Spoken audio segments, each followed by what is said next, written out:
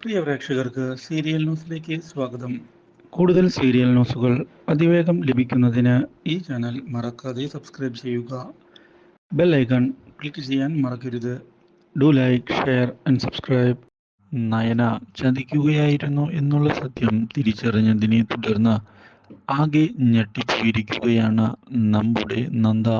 ഇതേ തുടർന്ന് ഗൗതമിനെ ചെന്ന് കാണുന്ന നന്ദ താനറിഞ്ഞ കാര്യങ്ങളെപ്പറ്റി വ്യക്തമാക്കുകയും ഇനിയും നയനയെ വിശ്വസിക്കാൻ സാധിക്കുകയില്ല എന്ന് തുറന്ന് പറയുകയും ചെയ്യുന്നു.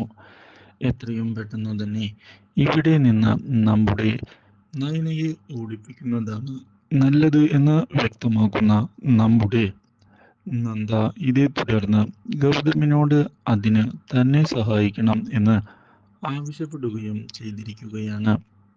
ഒടുവിൽ അതിന് തയ്യാറായിക്കൊണ്ട് മുന്നിലേക്ക് ഗൗതം വരികയും ചെയ്യുന്നു.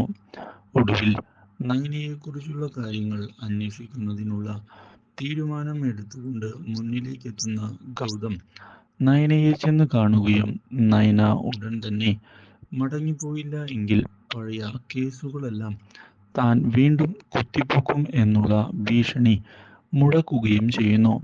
പക്ഷേ അർജുനെ സ്വന്തമാക്കാനാണ് താൻ വന്നിരിക്കുന്നത് എന്നും അർജുനെ സ്വന്തമാക്കാതെ താൻ തിരികെ പോവുകയില്ല എന്നും വ്യക്തമാക്കുന്ന നയന തിരിച്ചടിയായിരിക്കുകയാണ് ഗൗതമിന്റെ പ്രതീക്ഷകൾക്ക്.